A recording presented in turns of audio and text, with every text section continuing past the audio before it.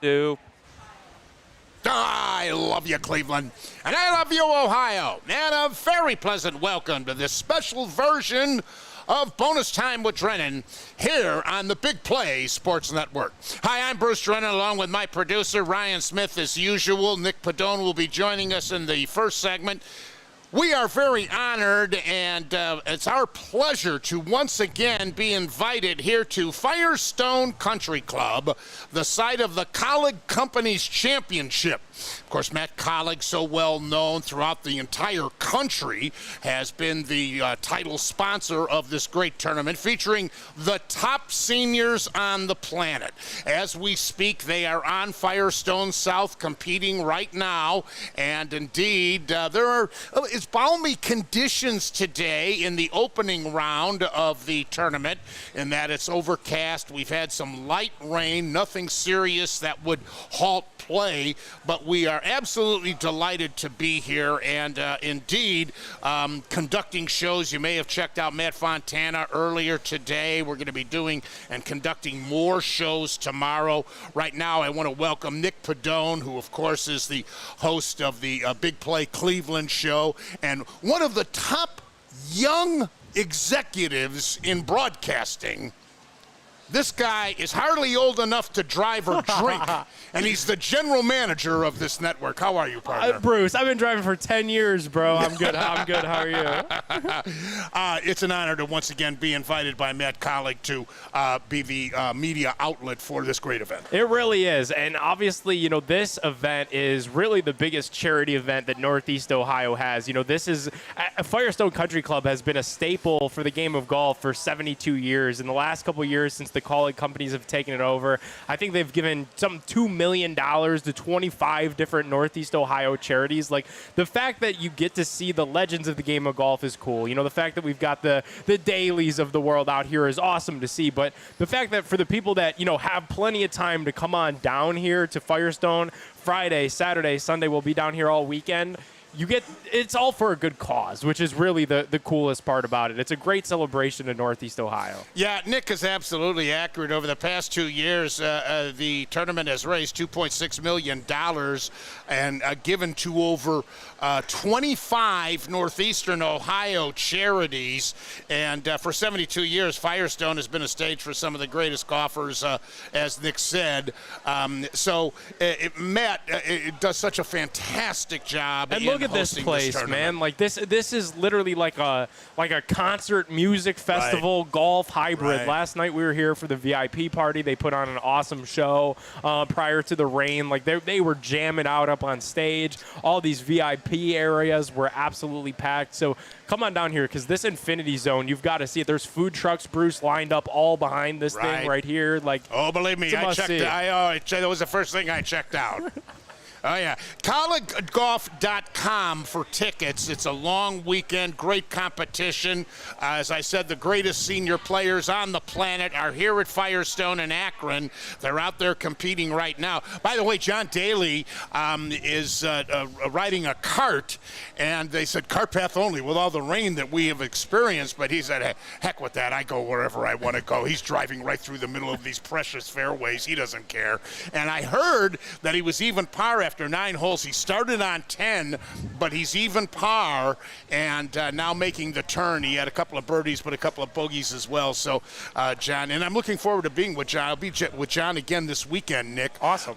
For that United Way fundraiser at the Lake Club out in the Youngstown area. This will be the 4th year in a row that John is coming. I'm always honored to be one of the MCs for this event, and I've gotten to know Daly, and he is just the greatest guy in the world. And let me just share this about John Daly. Up close and personal, I have seen this with him. Every single fan, to the man or woman or child that comes up to him for an autograph or a picture, he says, "What's your name? Are you married? Got any kids? What do you do for a living?" He's just the most personable, down-to-earth, tremendous and very refreshing. Yeah, and we got a chance to watch him earlier this morning on 10, and even when he was, warming up the driver, like he's waving to the fans. He knows don't you love, Bruce, when a guy understands the plot, that there's something bigger at hand, and this is a big tournament for these seniors. I think this is a $500,000 purse that they could walk out of here with. But guys like Daly is what make it special, because they know that this is really all about the fans and letting the fans see these legendary golfers, these legendary athletes for the game of golf up close and personal. It was a really cool scene, literally right over there, Bruce, at the 10th hole where it got started. Yeah, and of course they're on the south course, the Monster here at Firestone. They have a north course that features a lot of water. The Fazio course, renamed, it used to be the west course, is elevated. It has the scenic views. They've made it more like a links course. But some of the greatest players, Angel Cabrera is here. We're going to have Jimmy Hanlon on a little bit later. I'm going to get more into the golf and, of course, recap the U.S. Open from last week. But just wanted to mention Stuart Sink, who beat Watson in that playoff at the British Open some years back. Darren Clark, we mentioned Daly, Miguel Angel Jimenez, Bernard Longer, Tom Lehman, Justin Leonard, Stuart Appleby, David Duval, Ernie Els is the defending champion, Nick. Yep. Billy Mayfair, who I understand is having a very good round. I heard that he's 2 under. He might be the leader. Rocco Mediate, Corey Pavin, Vijay Singh. It goes on and on. Mike Weir, fantastic field here at Firestone. It really is. We got to find Miguel Jimenez. McNeil is a big fan. Chris McNeil is a big fan of his. So that's a white whale for the Big Play Network out here today. Again, collegegolf.com for tickets for the weekend. There's plenty of golf action here this afternoon if you want to come out. And it's so tremendously organized. I mean, parking and shuttling from your respective parking lot on buses that they are providing here at the Colleague Companies Championship. So it's great to see. We obviously do our normal show, our taping of Bonus Time with Drennan on Wednesdays. And of course, Big Play Cleveland, Nick is on all the time.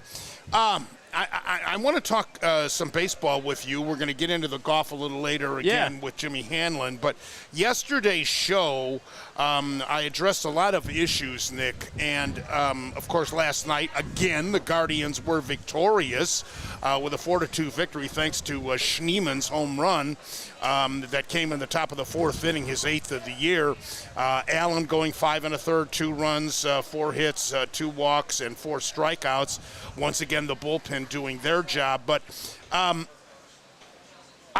am at a point now with the team where I'm facing the reality that they're not going to win the division. Do you agree or not? I agree. And that pains me to say, Bruce, because coming into the season, I really thought that this division was going to be Cleveland and Detroit all the way. We were going to have a really fun, competitive summer of baseball. And come the first couple of days of fall, we were going to be really battling the Tigers for that first place spot in the American League Central here.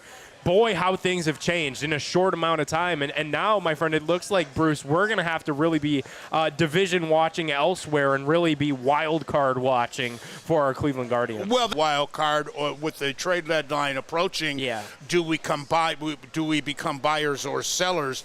But the fact of the matter is that the team is not hitting like they did a year ago. Not that we were one of the best hitting teams in the major leagues a year ago, but we were a heck of a lot better than we are this season. Again, last night, even in victory, only 4 runs scored. That is 5 times this year, Nick, that the Guardians have scored 4 runs. They also have so many games this year. Where is it? I got it here somewhere. I went through this yesterday on the show with Ryan, where they have so many games here in the month of June where they have only scored 3 runs, or 2 runs, or 1 run, or they've been shut out, and you just can't win championships doing that. No, I mean, that's the name of the game in sports, right? Is you got to score more than the other team, and this Guardians team has really had a difficult time doing that. And I mean, even last night, if it wasn't for the Daniel Schneemann home run, you could be potentially looking at a different outcome in that game. And Bruce, we've kind of joked at the beginning of the show, being a younger fan and having the ability to to speak to a lot of younger fans. I think the young crowd is bored with this team because on a nightly basis, they're not scoring runs. They're certainly not hitting home runs. There's not a whole lot of reason to tune in to these Guardians right now. They're not the same fun, must-watch TV that they were just a year ago. Well, then you've answered the next question I would have for you, Nick, and that is Jose Ramirez isn't untouchable with the trade deadline approaching. Do you not agree? I agree, because I really think that Jose Ramirez, Bruce, think about this. As somebody that's 26 years old, in the next 10 years, I'll probably have a very young kid that I'm going to want to get into this baseball team, this football team, this basketball team. And when I take this little young kid, boy, girl, whatever, to Progressive Field, there's going to be a statue of Jose Ramirez out front. And I'm going to be able to tell my son, my daughter, about all the memories that I had inside Jacobs Field, Progressive Field, watching Jose Ramirez dominate. And I think that if you move him, if you move off of him, that just takes the wind out of all of the sails of Guards fans everywhere. That, Bruce, we were so excited when he came back here, when he committed to Cleveland. He took that hometown discount and said that I belong in Cleveland, Ohio. He knew that he could go get the big money from L.A. or New York or any of the big markets, but he wanted to be here. You have to treat him with that same respect and want him here now to see this thing through. And to your point, buyers or sellers, and it's probably a little too early for that. I say, why not capitalize on this living legend that we're all witnessing right now? Well, not according to the Boston Red Sox front office. Is it too early? I don't necessarily think it is too early, Nick, but is Stephen Kwan an untouchable? And now I think that might be one where you have to have a different conversation, because this is a guy in Stephen Kwan that hasn't agreed to that second contract and might not be as willing to take a hometown discount. Oh, my goodness, those defensive plays that he made. Flores gets the line drive. Oh, my goodness, those defensive plays that he made. Flores gets the line drive. He knocks it down. He couldn't secure possession. Then Flores gets to second base, first and second. The line drive, Flores